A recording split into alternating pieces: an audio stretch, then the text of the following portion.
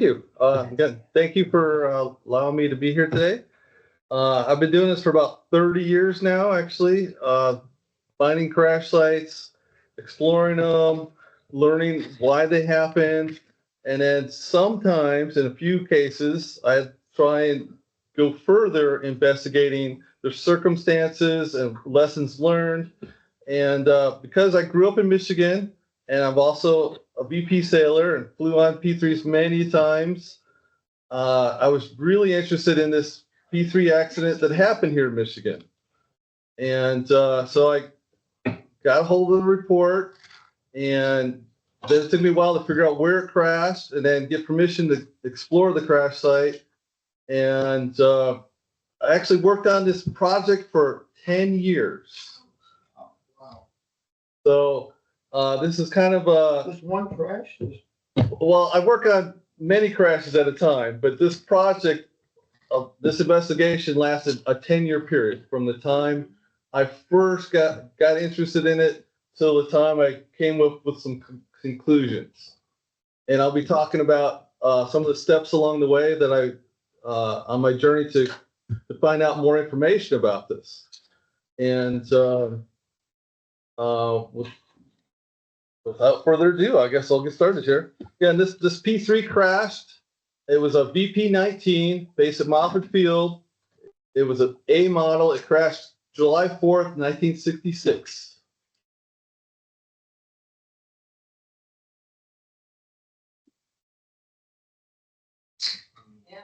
Well, you found a new airplane too, right? Yes. So I'll be talking about that. So this is of that aircraft. What's that? That's the aircraft itself. Picture. This picture is not the bureau number, but it's close to it. Okay. Okay. So this is an overview of my presentation. I'm going to talk about the history of the flight. I'm going to talk about the crew. I'm going to talk about the Navy investigation. Talk about my investigation. Talk about the artifacts discovered. A passenger interview. A plausible accident scenario. Memorials, and take some questions at the end. I was going to say, if you could hold off your questions till the end, because we are on a time limit, of course. 9 o'clock.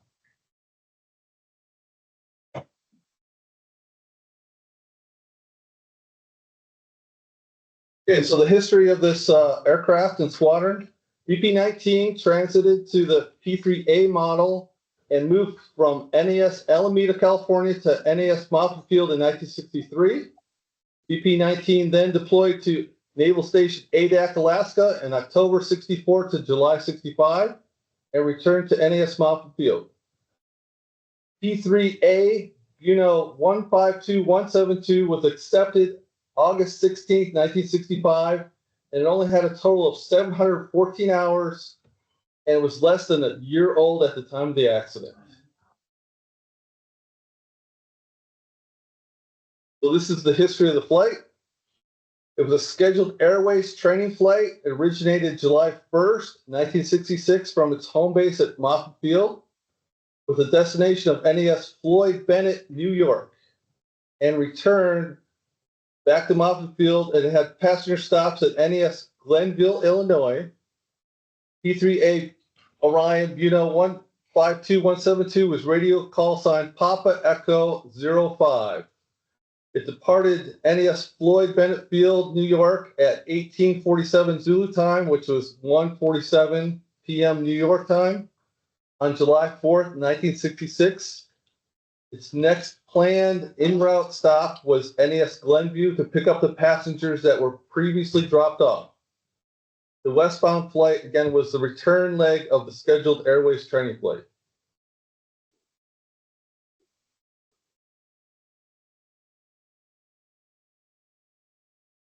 Oh, there. All right, at 2034, which was 2:34 p.m. local Michigan time, while cruising at 22,000 feet, the pilot requested a VOR penetration to NAS Glenview. The request was acknowledged by Chicago Center, and aircraft was instructed to maintain flight level at 22,000 feet. At 2:35 p.m. local Michigan time, PE-05 replied Roger. It was the last radio transmission from the aircraft. No further voice communication were exchanged. The NORAD Air Division radar tracked the aircraft until contact with the aircraft was lost at 2038 at an estimated altitude between 9 and 11,000 feet. They also estimated the ground speed was normal at 348 knots until the contact was lost. And Chicago Air Traffic Control lost radar contact at 2039.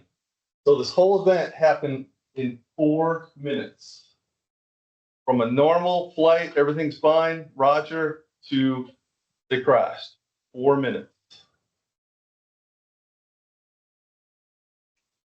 So this is a copy of the official Navy accident report. The Navy's report was 288 pages. This is what I received. It was a poor quality printed negative from microfilm. And the original paper copy of the accident report is no longer exist, and the Navy keeps these on microfilm now. And so they basically sent me a negative copy of the microfilm. This is what I had to use in my investigation. But I was able to read this with some difficulty, as you can see. But the report also had some photographs, and most importantly, it had some maps. And the maps, I recreated all the maps from the report, and that's what I'll talk about next. So this is the first map I want to show you. Again, this map is they're flying east to west, going to Glenville, Illinois. And right here, they had the call. They transferred to Chicago Center. There were some unintelligible radio transmissions right here. They kept flying west, and they actually looped around and crashed. And I'll be talking more about this one. This gives the radar track, visual flight tracks. And I'll be zooming in on this, but this is from the accident report. So the next map continues from the previous map. It gives the time, altitude, and ground speed as it's tracked. And then there's a portion that's unknown, but they assume that it did that turn. Then there's a visual track, which is the triangles, then the impact. So again, it shows the time, the altitude, and the ground speed.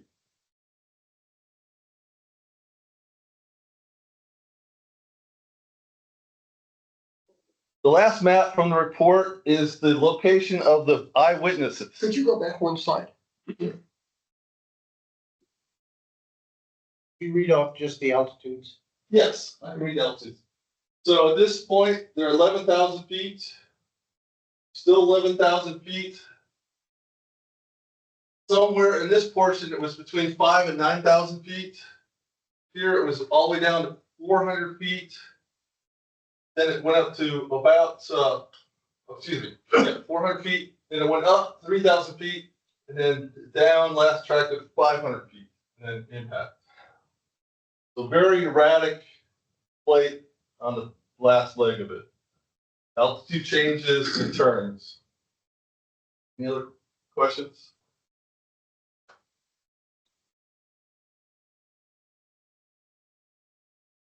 So this map, again, was reconstructed from the original accident report.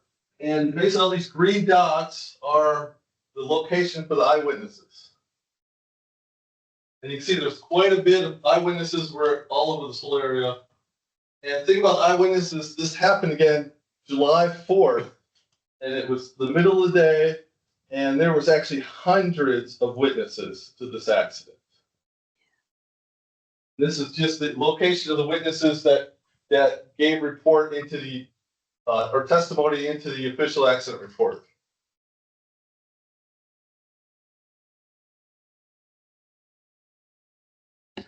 So this is again zooming in now. The aircraft, after it made that turn, is heading now east, and it impacted. This is again a map from the original report. It impacted a stone wall, and the direction of flight is shown right here, and then this is the debris, basically the debris pattern from the accident impact. And then the red, it impacted a grass field, and this grass field burned, and the red area shows the area that was burned. Then this area is a heavily wooded area. Yeah, in just a minute I'll be talking. I have pictures of all this, what it looks like today. What's the scale on that red area? How large is that? Yeah, the scale wasn't in the original report. It says, so I can see it on this. 560 feet across. So from here to here, 560. Give you an idea of the scale.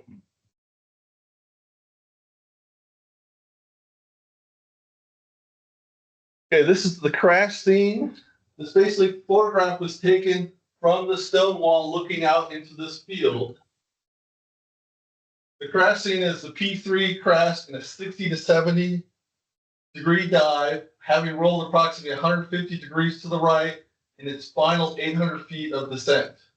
The airspeed was estimated to be in excess of 480 knots.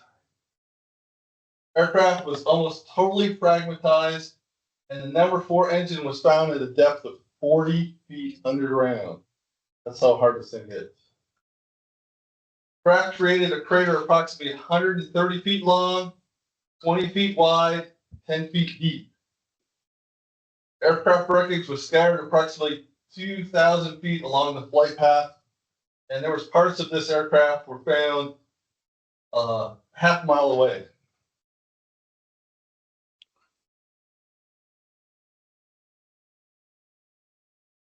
This is some newspaper reports. One of the disturbing things I read about this accident was there was an estimated 2,000 spectators appeared on the scene immediately after the mishap and hindered the rescue and firefighting operations. Again, this is the 4th of July weekend. Everybody's outside. Everybody can see this thing crash and burn for miles around. So they all just went to the crash site. There were only 4 people on board then. Yes. So I'm going to talk about the crew.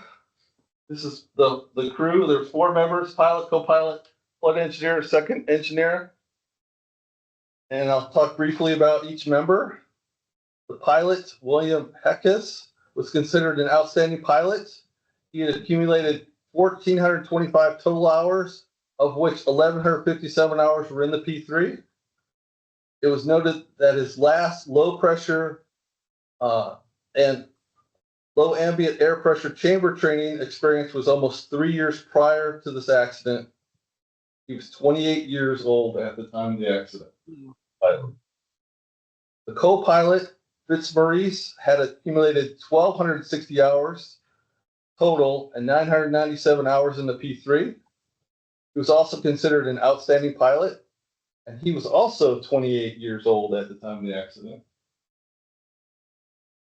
Flight engineer Lou Reed, his total flight time consisted of 745 hours, of which 415 hours were in the P3. And he was recently engaged to be married. It was noted that he had no low pressure chamber experience. He was 24 years old at the time of the accident. The last member of the flight crew was second flight engineer Batson. He was under training to be a flight engineer. His total P3 time was only 125 hours. Sadly, Batson's girlfriend said that he had asked her to marry him during their layover stay in New York. So he was also engaged to be married. He was 20 years old at the time of the accident. So, 4 young guys taken too soon.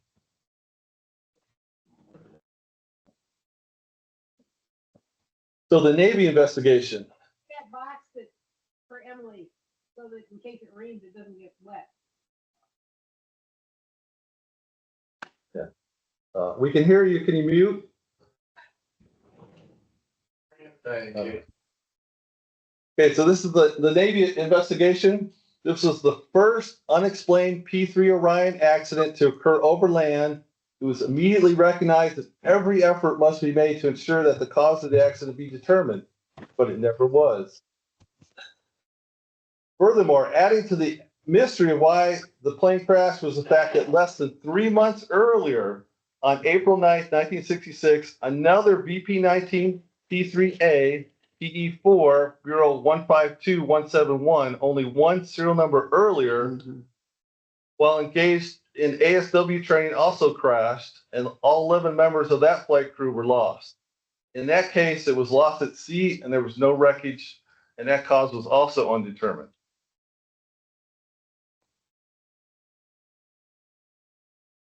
So the Navy investigation, they spent total time involved in their investigation was 249 days by the accident board members. Wreckage recovery and salvage took 264 days, and supporting personnel spent over 1,000 days working an accident. So they spent a lot of time trying to figure this out, but they never did. How much left of the airplane did they get damaged? Next thing, approximately 53,000 pounds of wreckage were recovered from the crash site, leaving behind approximately 10,000 pounds of wreckage. Extensive testing was conducted on the recovered wreckage, but no definitive cause for the accident was discovered. Analysis of the wreckage concluded there was no evidence of an in-flight fire and no major structural failure had occurred. The Navy, however, emphasized in their report that they believe the catastrophic windshield failure could have caused rapid depressurization and incapacitated the crew. Which, when I read that, I was like, I don't believe that. No, I don't either. So this is why I was really interested in this accident, because We've been in the chamber at 25,000. You can go 4 or 5 minutes and still be conscious. Yes. So again, this is what got me really interested. The Navy investigation didn't make sense to me. So I was like, I was determined to spend some time trying to figure this out. Okay, so there were some clues in the investigation. Here's some. First clue was an unintelligible voice was detected at 2037 and 2039 Zulu time. It was the noise that they detected and was recorded was an extreme high frequency noise of undetermined origin, was present during voice transmissions. The sound was compatible to high velocity air in the cockpit, was what they thought it was. Computer analysis of the noise was made in an attempt to reconstruct the word content. However, it was never determined what caused the noise. So there was some transmission, but basically all they got in the transmission was noise. The next really, really important thing is, according to the official report, was there was no record of any aircraft ground maintenance having been performed at the en route stops. So remember that fact, because I'll come back to that. The other clue in the Navy investigation, it was determined that the APU inlet door was at least partially open before it separated from the aircraft during the final dive and before impact. And there was actually a picture of it in the accident report. And then I have it's located down here on the aircraft. This is the inlet door. So that separated, it was found about a half mile from the impact crash site.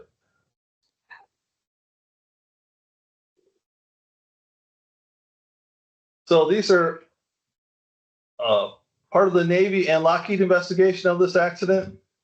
The Lockheed engineer stated that rapid pressurization of the unpressurized APU compartment will cause the APU inlet door to open. Failure in an engine drive compressor, the EDC check valve, can reverse airflow into ducting and cause the door to open. there was 14 prior incidents regarding failure of the check valve in the system as of the accident report date. So as of 1966, there was at least 14 prior incidents of this happening. And I was able to trace down one of them occurred April 1966, was another P3A, Bureau 152179, experienced a loud muffled explosion while climbing out after takeoff. At that time, the investigation revealed that an EDC check valve failed, which allowed the EDC pressure to be directed into the air multiplier package. This possible cause of the PE05 accident was considered, but the Navy said there was no evidence to back it up. Lockheed stated in their amendment to the accident report that they were going to pursue this matter further in conjunction with the crash of PE5, but no further information was located in regards to follow-up action taken by Lockheed. Why the Navy investigation did not emphasize the possible failure of the check valve in their final conclusions or recommendations is unknown.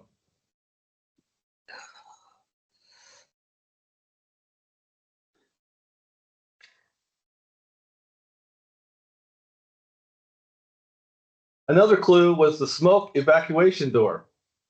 There was a previous maintenance discrepancy on 152172 that occurred 13 June 1966, and that was a pressure leak around the smoke removal door. When the door was tested, deformations were noted in the test, but the Navy again also dismissed the possibility of the smoke evacuation door as a possible cause of the rapid decompression. Again, my research revealed another smoke door related accident. This one occurred on June 3rd, 1969, so after this accident. P3A, Bureau 151363, assigned to VP45, crashed at NAS Adak, Alaska, because the smoke hatch blew open at rotate speed during takeoff. In the Adak accident, the aircraft was wrecked, but the crew escaped. I was a pilot in the left seat of that. Talk after this accident. I suppose, And it was June 2nd. when you talked about the smoke, I'm assuming you're talking about. Yes. Yes, the one overhead. Have a seat, but that sounds awfully familiar. That's just, I recognize that. That's your right seat. Left seat. Left seat. I was making the takeoff. You talked, now, this might be different on the Charlie aircraft. On Charlie aircraft, you have two separate doors there. You have the whole hatch and you have a small door that can open up to let the smoke out. You talk about the small door, Yes, the whole hatch. the small door. Okay, another clue in the Navy investigation was the air conditioning system. Part of my investigation of the air conditioning system as a possible cause, I interviewed a retired P3 pilot at Moffett Field regarding this accident that occurred in 1966. He relayed an incident that happened to him regarding the air conditioning system. He said he had an incident where the air conditioning package blew up, quote, blew up in flight, causing a rapid decompression of the aircraft. He said he was lucky to bring the aircraft under control and land it. The air conditioning package is located in the unpressurized compartment next to the APU, and this could also explain why the APU inlet door opened. There was at least one documented incident when a P3A, Bureau number 150528, experienced explosive decompression at 21,000 feet on September 15, 1964. Descent was made and the aircraft landed without mishap. The investigation revealed improper torquing of the air conditioning exhaust duct clamp caused the problem. Again, the same kind of error could not be ruled out as the cause of the PE05 mishap. So in conclusion of the Navy investigation, this is right out of the report, quote, it was believed that some kind of catastrophic failure had occurred that incapacitated the crew. They believe that there was a catastrophic loss of pressure at altitude at a high onset rate, resulting in partial or total incapacitation of the crew and or loss of aircraft control as a possible contributing factor. The official Navy accident board concluded the cause was undetermined material failure. What exactly failed that caused the decompression and then crew incapacitation was undetermined. there any investigation on a bird strike shield? Or something? Yeah, I'll talk about that. Bird at 22,000. Yeah, it would be. So, I got a hold of the report, took me a while. Went through all these little details in the report and what the Navy was investigating, or, they would. So then I started my investigation. So my investigation was I visited the crash site several times over many years and enlisted others to help me search for evidence and artifacts at the crash site. I also used the internet, and there was two major things on the internet. One was called the Wreck Chasing Message Board, which is a website that was created to share information about aircraft accidents. When I posted information about this one, I got over 15,000 views on the topic and 77 specific replies to this topic. There's also a Facebook group called You Know You're from Battle Creek Win, and I posted this topic on that Facebook group. I got over 93 replies from witnesses on that Facebook group. But most important, though, I was able to track down several original squadron members that were in the squadron at the time in 1966, including the safety officer of VP-19, who was involved in the original investigation, and I interviewed him. Also, I tracked down several eyewitnesses that gave me firsthand accounts of what they remembered. How long after the accident when you started? What was the gap between when the accident happened and you started your investigation? 2013. So one of the first things I did is I tracked down some eyewitnesses. I interviewed several of them, including this gentleman who lived next door to the crash site. And the witnesses generally agreed on the final flight path of the aircraft. And again, this is from the report, but the aircraft was observed by many, actually hundreds of eyewitnesses, to emerge from a 25 to 3,000 foot broken overcast in a diving right turn. Other witnesses observed a right turn followed by a left turn and then back to a right turn. At approximately 800 feet, the roll to the right increased rapidly as the dive steepened, and the aircraft crashed again at 2:40 p.m. local Michigan time. So this is the crash site. It's located 7 miles northeast Battle Creek, Michigan. And again, the aircraft, Battle Creek is down here, and it was coming and that did a turn, and it crashed in this direction, right into this spot right there, and the debris scattered into this field. Right along this is a stone wall right on this line right here.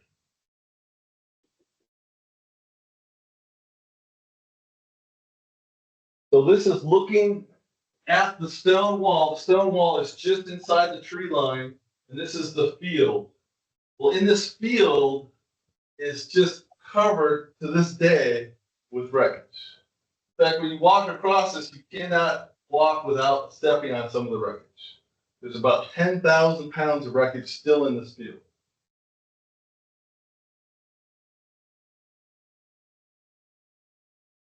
So this is my first visit to the crash site was in 2013, and this is what was found in that field. And it's just, like confetti, it's just all over the place. Interior parts, exterior parts, it's just throughout the field. Did you ever find any crew remains? Yes, they did.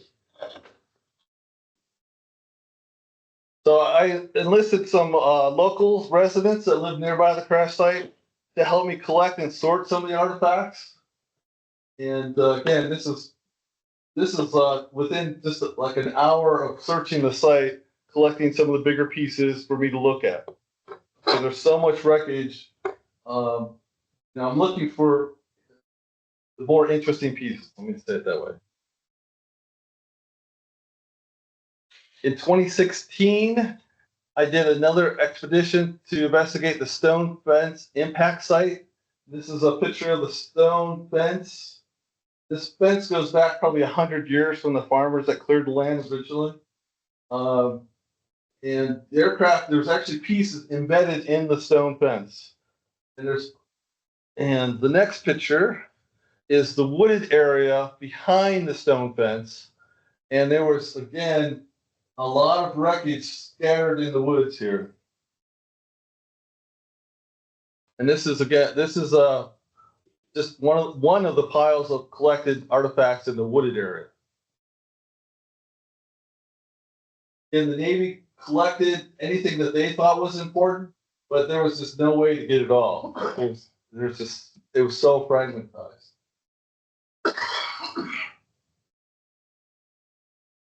So this is identification of some individual pieces of wreckage.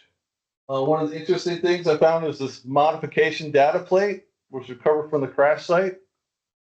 It had ASC stamped in letters on it. This ASC stamp indicated that there was a modification incorporated into the new aircraft, and the aircraft was less than a year old.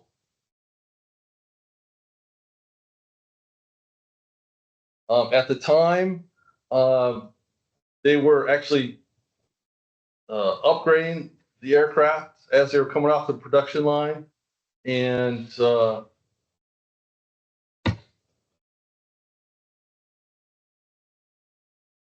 this is a nose radome fragments. Was this aircraft built in California? Yes.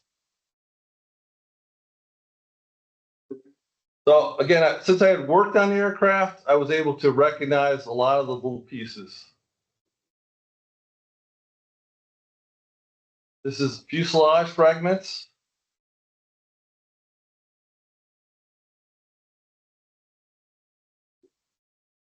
This was one of the most amazing pieces. This is the spare lamp store artifact recovered from the crash site. And this is a picture of where it's located in the flight station. This is the back side of this little door right here. Of note, when I found this piece, there was no smoke or fire damage noted on this artifact. So again, that was consistent with the Navy report.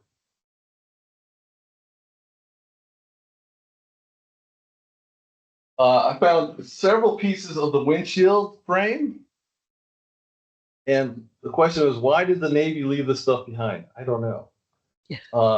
In the report, the Navy surmised that it was possible that the windshield failed in flight under decompression forces causing sound comparable to high velocity air in the cockpit. This is right out of the report. Not enough of the windshield was recovered to perform an analysis and come to any conclusions about this possibility. So that's what the Navy said. And my experience is probably not. I got over 20 years. And I've never seen one of those windows fail like that. Right. Never even heard of it.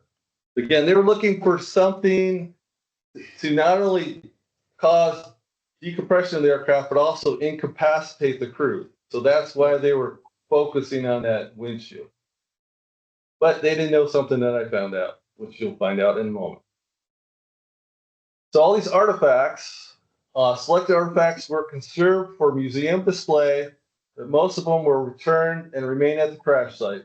I did bring in a couple of pieces that I have from the crash site. This is actually one of the largest pieces of the airplane that I found at the crash site.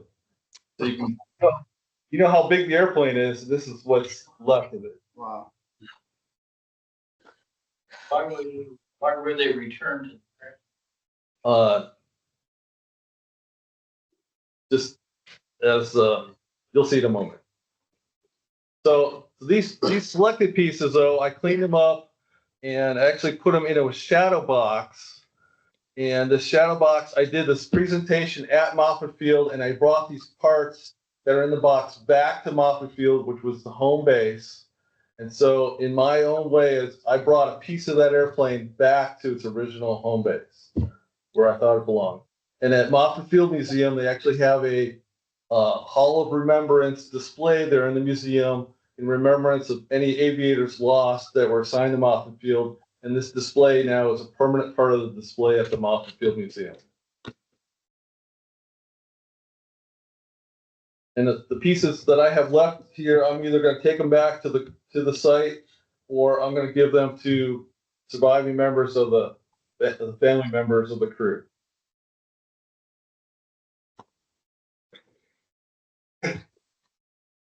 So my research analysis, I agree that explosive decompression incapacitated the crew. The question is, what caused it? And this is right out of the NATAP's manual, and the NATAP's manual says, quote, an explosive decompression affects all members and can Be extremely dangerous. It can be extremely dangerous if it occurs at high altitude. Rush of air from lungs, momentary dazed sensation that passes immediately, possible gas pains, and most importantly in this, anorexia if oxygen equipment is not immediately available. Remember that. 22,000 feet. 22,000 feet. So remember, one of the facts in the report, remember that the plane was making a passenger stop at NES Glenview en route to New York and was returning to Glenview to pick up those passengers before it crashed. I was actually able to track down those passengers, and I interviewed one. And he had a story to tell. He was AME E5 at the time.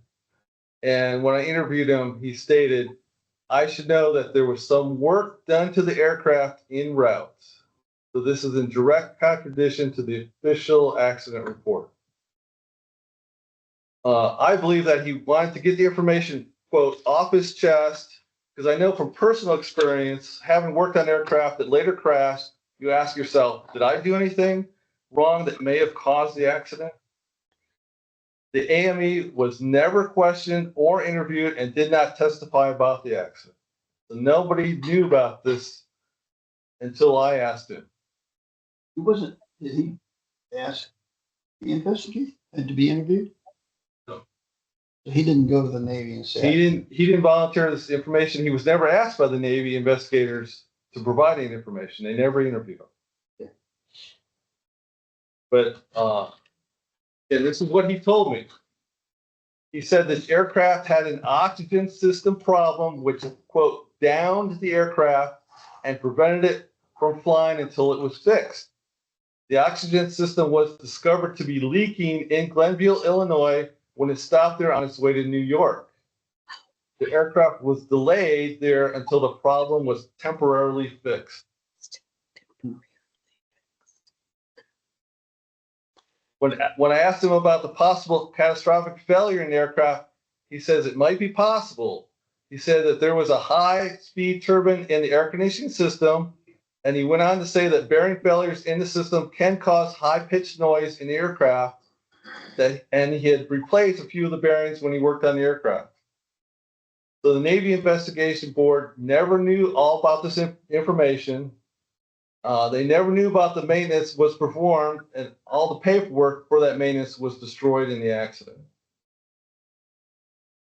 A catastrophic system failure may have caused a rapid decompression and made emergency oxygen unavailable, which incapacitated the crew and caused the accident. Unfortunately, because of the state of the wreckage and the remains of the crew, it could not be determined if hypoxia or other system failure was a factor in the accident. So this is my plausible accident scenario. There was a rapid decompression of the aircraft to 22,000 feet. It was caused by failure of the EDC check valve, smoke evacuation door, or a catastrophic failure in the oxygen or air conditioning system due to maintenance or material failure. The crew followed correct procedures by diving the aircraft to a lower altitude and downing oxygen mask. However, there was no oxygen available. The crew tried to make a radio call while wearing the mask, but only escaping rushing air and muffled sounds were heard on the radio transmission. The crew suffered from a hypoxia for about 4 minutes. The lack of oxygen caused the crew to be incapacitated and lose control of the aircraft. The APU inlet door detached during the dive because the high pressure air in the compartment caused by the failure of an EDC check valve or oxygen or air conditioning system caused that door to pop open crew turned away from the city of Battle Creek at the last minute, but the aircraft ran out of time and altitude. So whatever caused the accident, in my opinion, the crewmen are heroes. The outcome of the crash could have been very different had it not been for the actions of the crew by turning the aircraft away from the city of Battle Creek. I believe they acted correctly given the circumstances. Unfortunately, they may have been dealt with multiple system failures that they could not overcome. Navy never knew about the oxygen system problem. So this is ironically, this one right here is a retired Navy JAG officer, and he bought the property right next to the crash site. So when I contacted him and told him the story about this, he spent his own money to put up this memorial at the crash site. This is right along the stone wall, and that open field is right behind him. And this was done in 2021. He just did this a few years ago. And this is in memory of the 4 crew members. Their story is now no longer lost to history. As a last note, I will say this is on the day of the accident, July 4th, 1966, President Lyndon B. Johnson signed the Freedom of Information Act. Ironically, I used this Freedom of Information Act to obtain a copy of the official accident report from the Navy. Although I still had to wait over 2 years for them to finally respond and get me a copy of that report. Wow. So before I take any questions, I will leave you with the next screen. And this is a link to more information about my aviation archaeology projects. I've done, have a website called Project Remembrance, where I can write stories about these incidents in remembrance of the crew. I also done a video at the Yankee Air Museum, and I'd like to be doing another one, I think, pretty soon. I have a video on at Embry-Riddle Aeronautical University that I did, that you can watch that online. And I have a book. This is my book. So Wreck Chasing 102, Exploring Military and Commercial Aircraft Crash Sites. I brought extra copies today if anybody's interested. Cool. This just came out last year. And this is also a link to the Wreck Chasing message board, which is basically a clearinghouse where we share information about the different accidents. And lastly is my email address. So that's all I have, and I'll take some questions, which I'm sure you probably have some. Well, something comes to mind. My squadron, BP-45, lost an airplane